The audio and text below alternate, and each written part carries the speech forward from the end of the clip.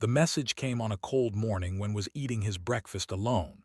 His small ship, the Pale Dawn, was docked at Frontier Station Omega-7, a rusting metal city floating in the darkness of space.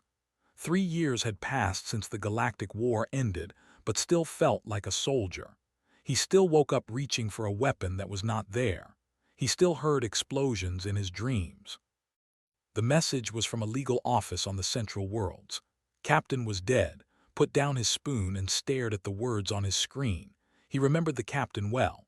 The man had been hard and cruel, a commander who won battles but left broken soldiers behind him. He had saved life once, pulling him from a burning transport ship. But he had also ordered attacks that killed civilians, had never known how to feel about him. The message said that was named in the captain's will. There was an inheritance waiting for him. Almost deleted the message. He wanted nothing from that man. But curiosity made him agree to meet the legal representative who would arrive at the station the next day. The representative was a thin alien with skin and large black eyes. He carried a metal case and spoke in a voice like dry paper. He explained that Captain had died from an old war wound that never healed properly. Before dying, he had written a will leaving certain items to soldiers who had served under him. Expected a weapon, maybe a medal or some credits. He did not expect what came next. The representative opened his case and pulled out a document. It was made of thick official paper with many stamps and seals. At the top, it said, "Certificate of Ownership." His blood went cold. "The captain has left you his personal attendant," the representative said. "A female. She is waiting outside." "Personal attendant," said. His voice was quiet but dangerous. "You mean a slave?" The representative did not react to the word. Under Galactic Coalition law, she is classified as bonded property. The captain acquired her during the war. She has served him for 6 years. Now she belongs to you. Stood up so fast that his chair fell backward. "I don't want a slave. Free her. Give her the papers to free her." The representative blinked his large eyes slowly. "That is not possible, sir. Under current law, a freed slave without a registered sponsor becomes unclaimed property. She would be taken by the authorities and sold at public auction. Given her species and appearance, she would likely be purchased by someone far less kind than yourself." Felt sick. The war had done many terrible things. It had destroyed planets and killed billions. But one of the worst things it had done was bring back slavery. Both sides had captured enemy civilians and put them to work. After the war ended, no one wanted to deal with the problem. So they made laws that kept the slaves as property, calling them bonded workers or personal attendants to make it sound better. "Bring her in," said. His voice was tired. The door opened and she walked in. She was tall, almost as tall as. Her skin was a soft silver-blue color that seemed to glow faintly in the dim light. Her hair was long and white, falling past her shoulders like water. Her eyes were large and violet, beautiful but completely empty. She wore simple clothes and moved with perfect grace, like someone who had been trained to be invisible and obedient. She stopped in front of and lowered her head. She did not speak. She did not look at him. She simply waited. Had seen many terrible things in the war. He had watched friends die. He had killed enemies who were probably just as scared as he was. But looking at this woman, seeing the emptiness in her eyes, hurt him in a different way. This was not a quick death on a battlefield. This was a slow destruction of everything that made a person human. Or in her case, everything that made her. "What is your name?" he asked. "Whatever you wish it to be, master," she replied. Her voice was soft and musical, but there was no life in it. "What were you called before? What name did your parents give you?" She was silent for a long moment. "I was called master, but Captain preferred to call me nothing at all." Felt anger rise in his chest, not at her, at the dead captain, at the war, at the whole broken galaxy that allowed this to happen. "I'm not going to call you nothing," he said. "And don't call me master, my name is." She finally looked up at him. There was confusion in her violet eyes. This was not how masters behaved. She had been prepared for cruelty, for commands, for pain. She did not know what to do with kindness. "Come with me," said. He picked up the ownership papers and shoved them into his jacket. "You'll stay on my ship for now. We'll figure out what to do next." He walked out of the room and she followed him in perfect silence. Her footsteps made no sound. She had learned to be a ghost. On the walk to his ship, his mind was racing. He could not free her without putting her in danger. He could not keep her as a slave because he refused to own another person. He was trapped in an impossible situation. When they reached the pale dawn, he showed her to the small crew quarters next to the engine room.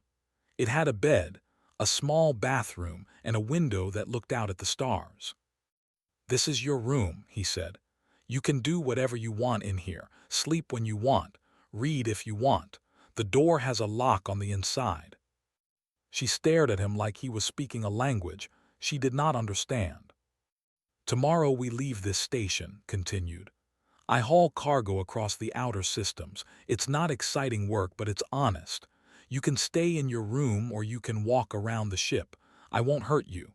I won't touch you. Do you understand?" She nodded slowly, but he could see that she did not believe him. She had probably heard promises before. She had probably learned that promises meant nothing. Left her alone and went to his own cabin. He sat on his bed and put his head in his hands. He had survived the war. He had survived 3 years of trying to forget. And now the war had followed him anyway, in the form of a broken woman with silver skin and empty eyes. He did not sleep that night. He just stared at the ceiling and wondered what he was supposed to do now. The first week was strange and silent. Went about his work, hauling cargo from one station to another, and stayed in her room. He left food outside her door 3 times a day. Sometimes she ate it. Sometimes she did not. He did not push her. He did not demand anything. He simply let her exist. On the 8th day, she came out of her room while he was eating dinner in the small kitchen area. She stood in the doorway, watching him with those violet eyes. She looked like a wild animal deciding if it was safe to come closer. "There's food in the cooler," said without looking up. "You can eat whatever you want." She did not move. "You have not called for me. You have not used me. I do not understand what you want." Put down his fork, he looked at her carefully. "I don't want anything from you, I told you that. All masters want something. I'm not your master." She tilted her head slightly. "You own the papers. Under the law, you are my master." Sighed, he pushed out the chair across from him with his foot. "Sit down, eat something. You're too thin." She hesitated for a long moment. Then slowly she walked to the chair and sat down. Her movements were careful and precise, like she expected to be punished for making a mistake. Got up and brought her a plate of food. It was simple stuff, rice and vegetables and some protein strips. Nothing fancy, but she looked at it like it was a gift. "Eat," he said. "You don't need permission." She picked up her fork and began to eat. She was very neat, very controlled. Even the way she ate had been trained into her. Felt that familiar anger again, the anger at a universe that could do this to a person. They ate in silence. When she finished, she stood up and reached for his plate to clean it. "Leave it," he said. "I'll do the dishes. You should rest." She froze. Her hands were shaking slightly. "Please," she said. "Please let me do something. I need to be useful. If I am not useful, you will sell me." Understood then.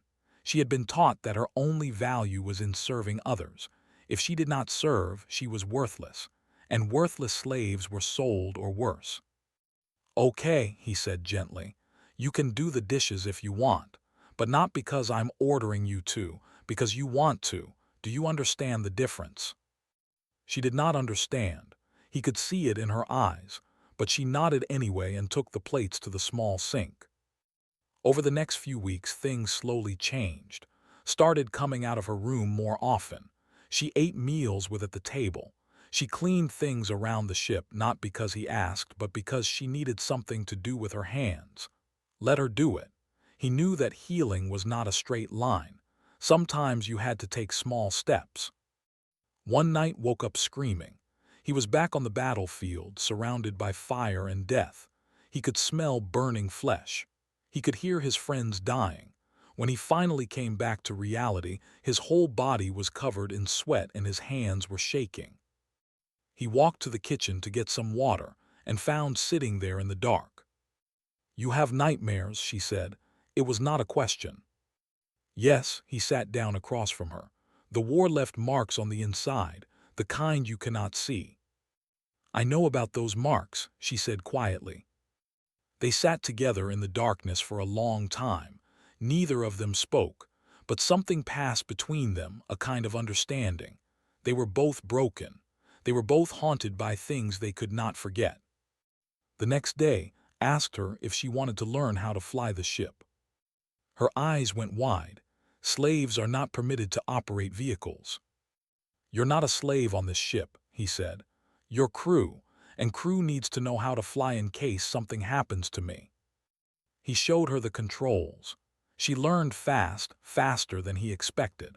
Her long fingers moved across the buttons and switches like she had been born to do this. Within a week, she could handle basic navigation. Within 2 weeks, she could plot a course through an asteroid field. "You're good at this," said one day as she smoothly docked the ship at a trading station. She looked at him, and for a moment he saw something in her eyes that had not been there before. Pride. Just a tiny spark of it, but it was there. "Thank you," she said. "No one has ever told me I was good at anything before, only that I was beautiful or obedient." Felt his chest tighten. "You are good at things, many things. You just never had the chance to find out." That night they ate dinner together and talked for the first time. Really talked. Told her about his life before the war. He had grown up on a farming colony, the youngest of 3 brothers. He had joined the military because he wanted to see the stars. He had not known that the stars would show him so much death. Told him about her. It had been a peaceful place, she said. There were a gentle people who valued art and music. When the war came, both sides had wanted their planet for its resources. They had fought over it like dogs fighting over a bone. By the end, there was nothing left. Her family was scattered or dead.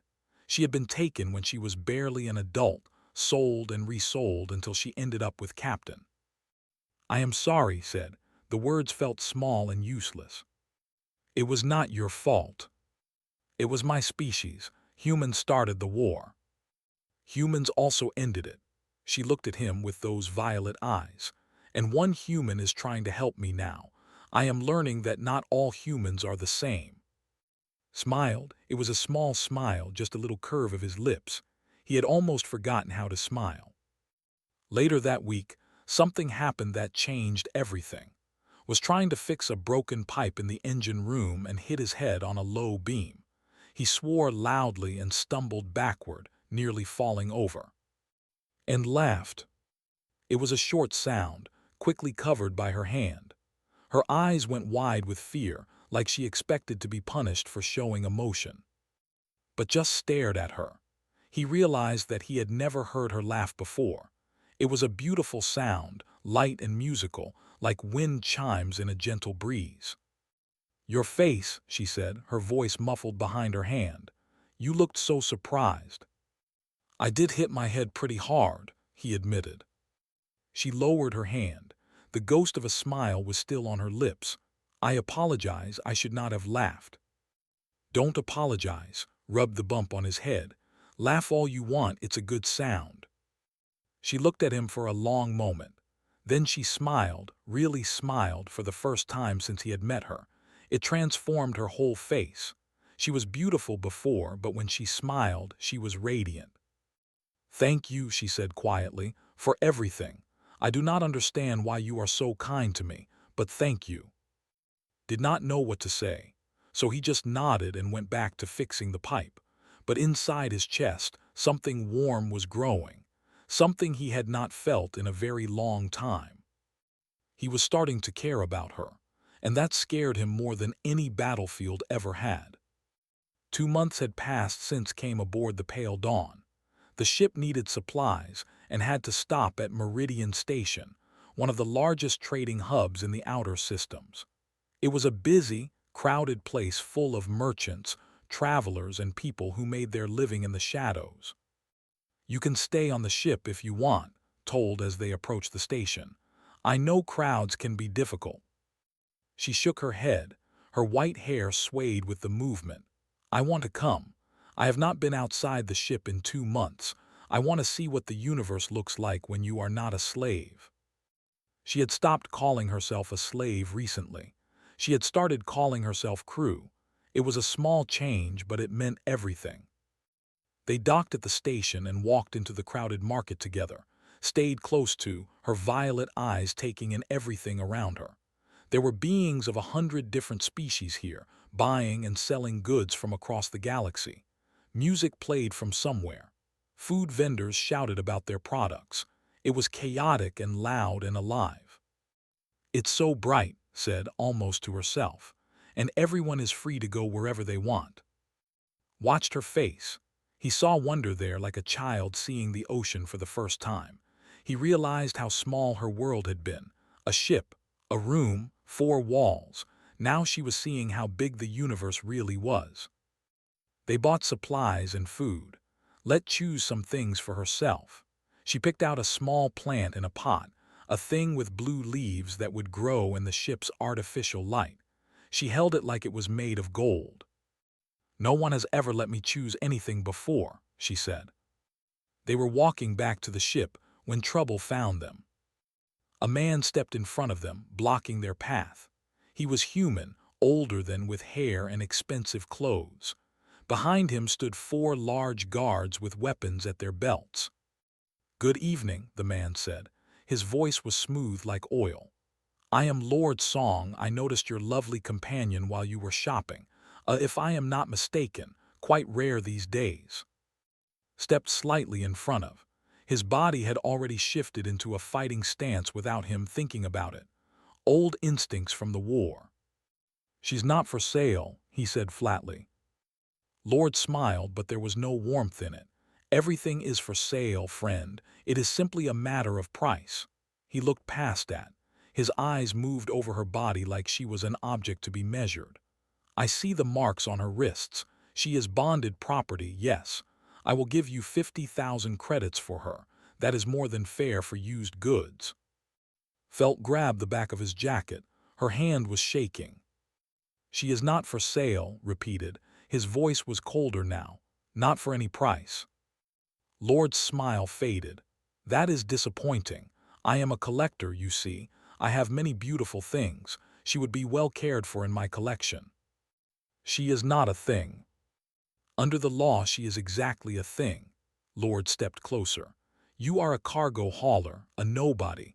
I am a man with powerful friends.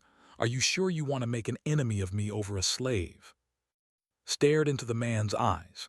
He had seen eyes like these before, on officers who ordered massacres and called it strategy. Men who saw other beings as tools to be used and thrown away. "I'm sure," said. Lord stared at him for a long moment. Then he stepped back and smiled that cold smile again. "Very well. Perhaps you will change your mind. I will be at this station for 3 more days. If you reconsider, send word to my ship, the Golden Dawn." He walked away, his guards following behind him. But he looked back once and there was hunger in his eyes. "We need to leave," whispered. "Tonight now." "We can't. The ship needs fuel and the fuel station is closed until morning." Put his hand on her shoulder. "Stay calm. We'll leave at first light." They hurried back to the pale dawn, locked the ship tight and checked all the security systems. Then he went to the weapon locker and pulled out a pistol he had not touched in 3 years. It felt familiar in his hand, like an old friend he did not want to see. "Do you think he will try something?" asked. She was sitting in the corner of the cockpit, her arms wrapped around herself. "Men like him don't hear no very often. When they do, they don't take it well." He was right. The attack came at midnight. Heard the airlock alarm and was on his feet in an instant. He grabbed his pistol and moved through the dark ship like a shadow. The war had taught him how to move without sound, how to kill without hesitation. There were 3 of them coming through the emergency hatch. They wore black clothes and carried stun weapons, designed to capture, not kill. They wanted alive. The first one never saw coming. A single shot to the chest and he fell without a sound. The second one turned, raising his weapon, but was already moving. He grabbed the man's arm, twisted, and fired twice. The man dropped. The third one was faster. He got off a shot that grazed his arm, burning through his sleeve, but did not stop. He charged forward, driving his shoulder into the man's chest, slamming him against the wall. Then he pressed his pistol under the man's chin. "Tell your boss," said, his voice calm and cold, "that she is not for sale, and if he sends anyone else, I will send them back in pieces." He pulled the trigger. When it was over, stood in the corridor surrounded by 3 bodies. His arm was bleeding. His hands were steady. He felt nothing. This was the soldier he had tried to bury for 3 years. The killer. The survivor. The man who did terrible things because terrible things needed to be done. Appeared in the doorway. She looked at the bodies, then at.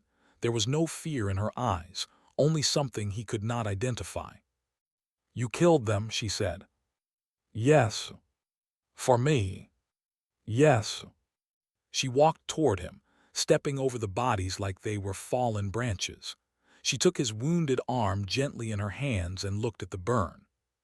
"No one has ever protected me before," she said quietly. "No one has ever thought I was worth protecting." "You're worth it," said. "You're worth everything."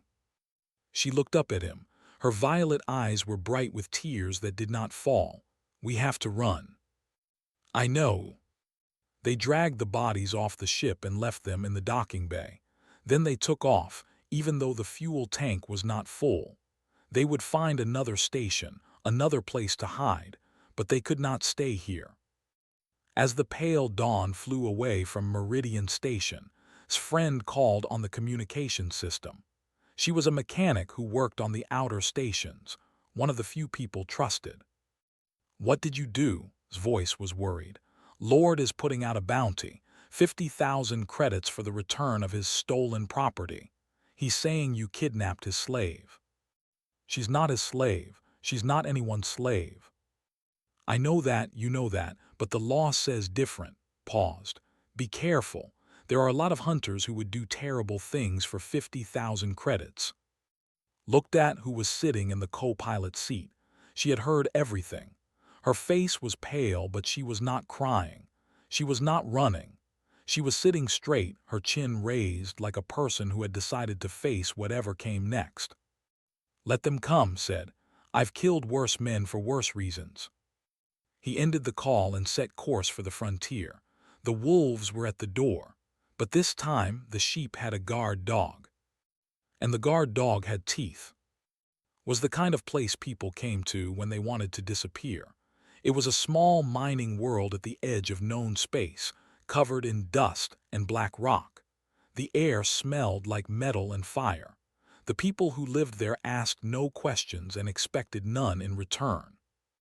Landed the pale dawn at a small port on the outskirts of the main settlement. He paid the docking fee in cash and gave a false name. The port worker did not even look up from his screen. They found a small housing unit to rent. It was tiny, just 2 rooms and a bathroom, but it had thick walls and a door that locked. Bought food and water supplies for a month. Then he sat down and tried to make a plan. "We can stay here for a while," he told. "The bounty hunters won't think to look this far out. We can wait until things calm down." Looked around the small room. It was dirty and plain, nothing like the clean ship she had grown used to. But she did not complain. "How long?" she asked. "I don't know, maybe a few months, maybe longer." She nodded and started cleaning. It was what she did when she was nervous or scared. She cleaned and organized and made order out of chaos.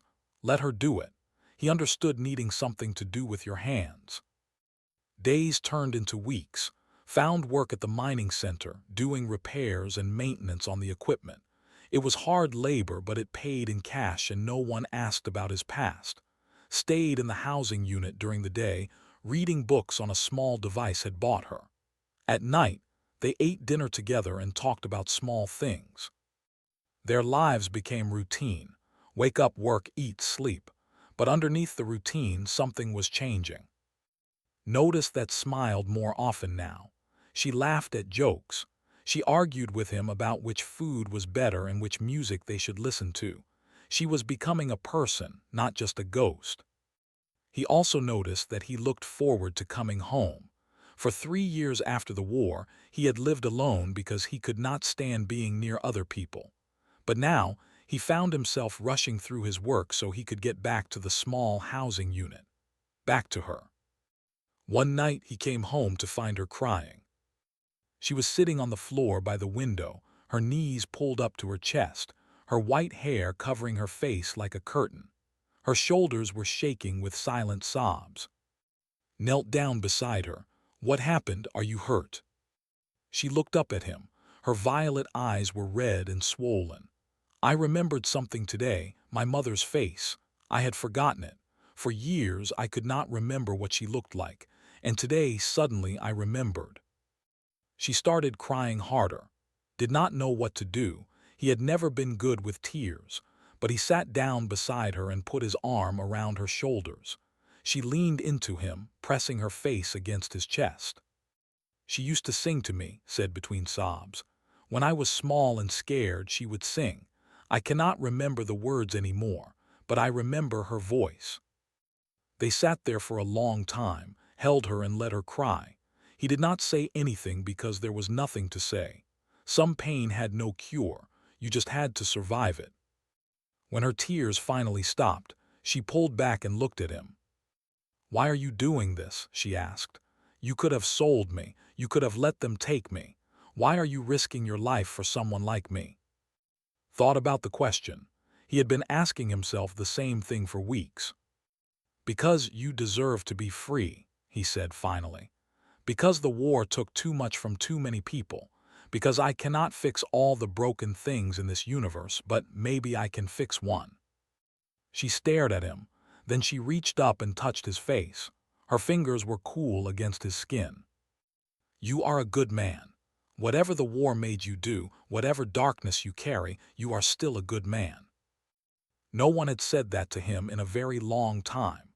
He was not sure he believed it, but hearing it from her made something loosen in his chest, some knot of guilt and shame that had been there since the war ended. The next day, asked her a question that had been growing in his mind. "What do you want?" he said. They were eating breakfast, the morning light coming through the small window. "What do you mean?" "When all of this is over, when you are free, really free, what do you want to do with your life?" She put down her fork. Her violet eyes looked past him, seeing something far away. "I do not know," she admitted. "I was taken so young. I never learned to want things. I was taught that my wants did not matter, only my master's wants. That's over now. You can want things for yourself." She was quiet for a long moment. "I think I want to see my again, or what is left of it. I want to know if any of my people survived. I want to learn who I was supposed to be before the war took everything." Nodded. "Then we'll do that. When it's safe, I'll take you there." "You would do that, even though it's dangerous." "I would do anything for you." The words came out before he could stop them. They hung in the air between them, heavy with meaning. His eyes went wide. Before either of them could say anything more, there was a knock at the door. Grabbed his pistol and moved to the side of the door. He motioned for her to hide in the back room. She moved quickly and silently, disappearing through the doorway. "Who is it?" called. "An old soldier," a voice replied, "like you." Opened the door, keeping his pistol ready. A man stood outside. He was human, about age, with short black hair and a scar running down the left side of his face. His eyes were cold and empty, the eyes of someone who had seen too much death. The man said, "Formerly Sergeant, 3rd Division, Ground Forces. You might remember me. We served on the same front during the Battle of Hollow Ridge. Did remember. Had been a good soldier, efficient and deadly. They had never been friends, but they had respected each other. What do you want? Smiled. It was not a friendly smile. The bounty, 50,000 credits for the girl, that's a lot of money.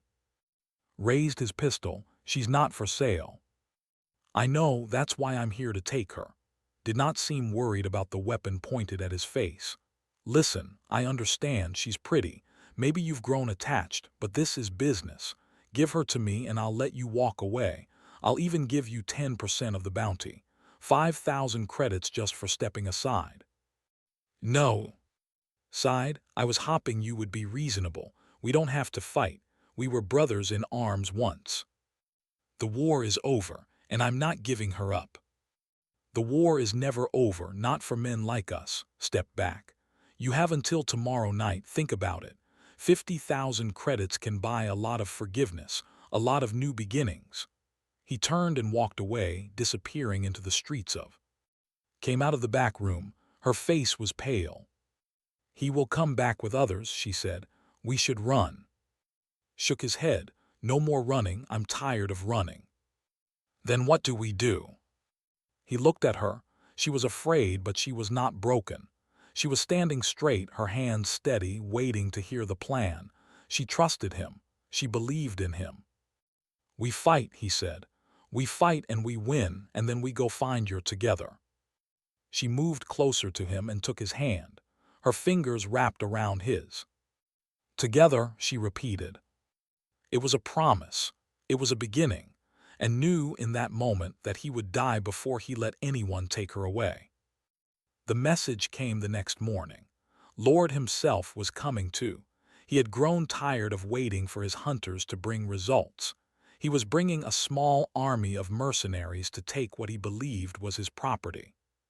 Stood at the window of their small housing unit, looking out at the sky. He had 12 hours before arrived. 12 hours to prepare for a battle he could not win alone. There are too many of them, said. She had seen the reports on the communication network. 20 mercenaries, all combat veterans, all armed with military-grade weapons. We should take the ship and leave.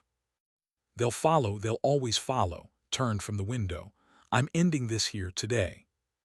He pulled out his communication device and made a call he did not want to make. Answered on the third ring. What's happening? I heard is moving. I need help.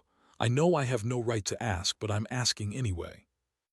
There was a long silence on the other end, then laughed, a short, bitter sound. You're an idiot, you know that, fighting a war over one woman.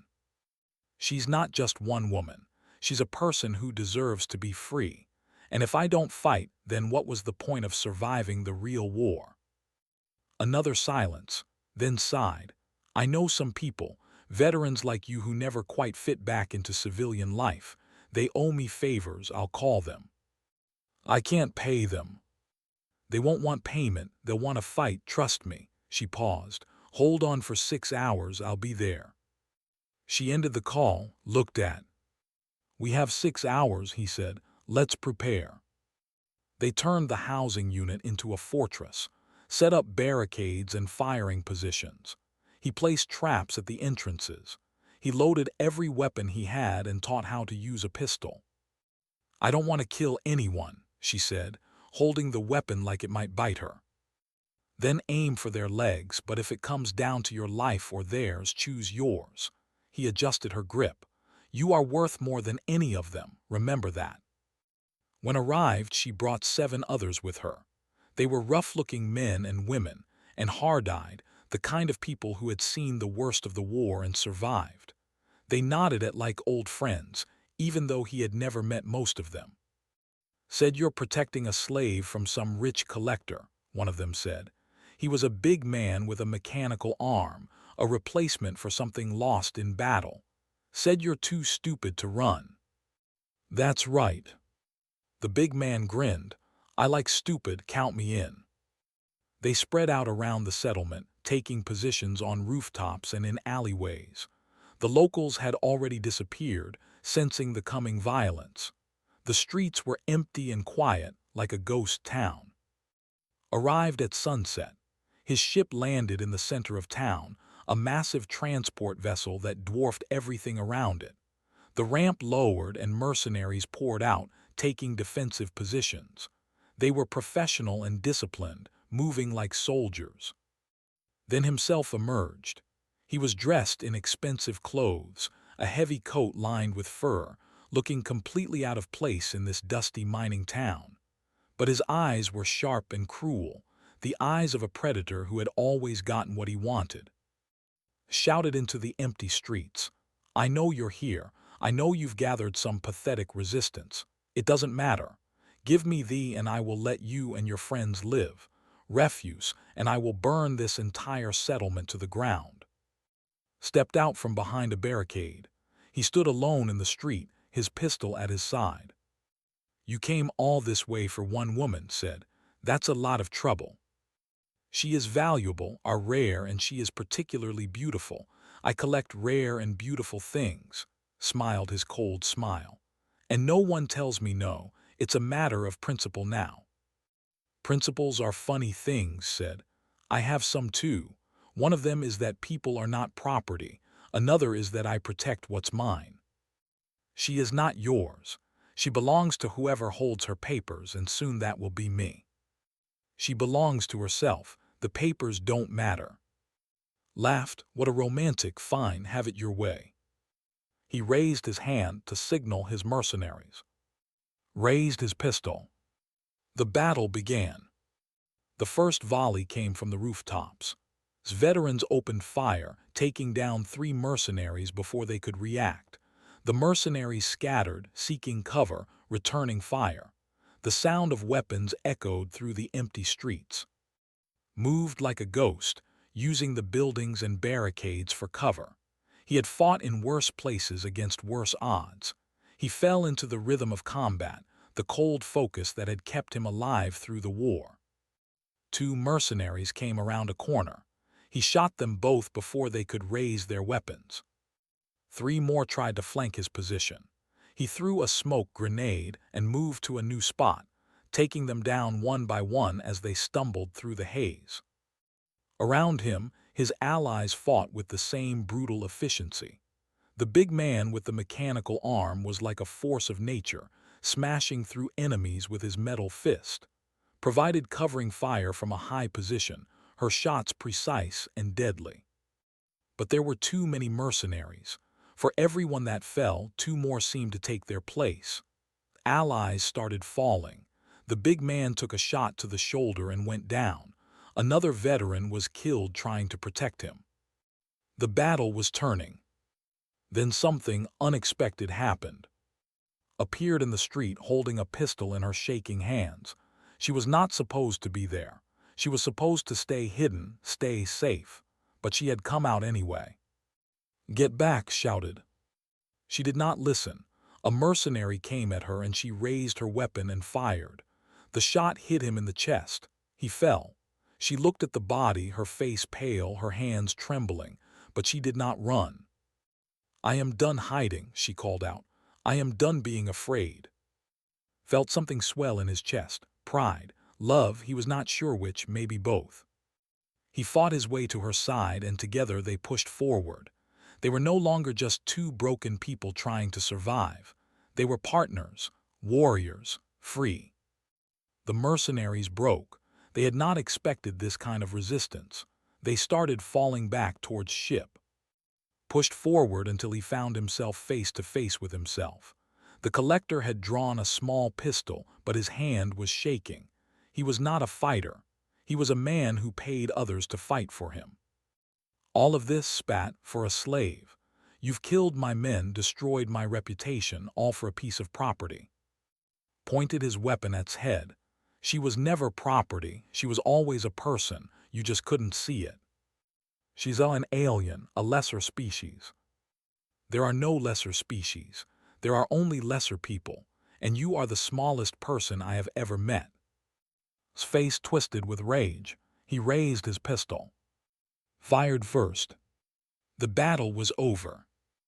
In the aftermath, sat on the ground, his back against a broken wall. He was bleeding from a dozen small wounds. His whole body ached, but he was alive. They were both alive. Sat beside him, her shoulder pressed against his. Her hands were still shaking, but there was a new light in her eyes. The light of someone who had faced their fear and won. "Is it over?" she asked. "Yes, is dead. His people will scatter. There's no one left to chase us." She leaned her head against his shoulder. "What do we do now?" Was quiet for a long moment. Then he reached into his pocket and pulled out the ownership papers, the documents that said she was property. He held them up so she could see. Then he tore them in half. "Now you choose," he said. "You can go anywhere, do anything, you're free." She looked at the torn papers, then at him. Tears were forming in her violet eyes, but she was smiling. "I choose to stay with you," she said, "if you will have me. I would be honored." She kissed him then, soft and gentle like a question. He kissed her back like an answer. 3 months later, the pale dawn approached a blue-green planet at the edge of explored space. It was what remained of the war had damaged it badly, but life was returning. Forests were growing back. Cities were being rebuilt. Stood at the window of the cockpit, tears streaming down her face. "It's still here," she whispered. "I thought it would be gone, but it's still here." Stood beside her. He had filed papers with the human collective, legally adopting her as family. She was no longer property. She was a citizen with all the rights and protections that came with it. She had also chosen a new name, a human name to go with her one. Yes. It meant grace in one of the old Earth languages. It suited her. "Where do we go now?" she asked, turning to look at him. Smiled. It was a real smile, full and warm, the kind he had almost forgotten how to make. "Wherever you want," he said. And together, they flew down to the planet below, toward a future that was finally their own to choose. The war was over. The running was done. And somewhere in the vast darkness of space, two broken people had found something worth living for. Each other.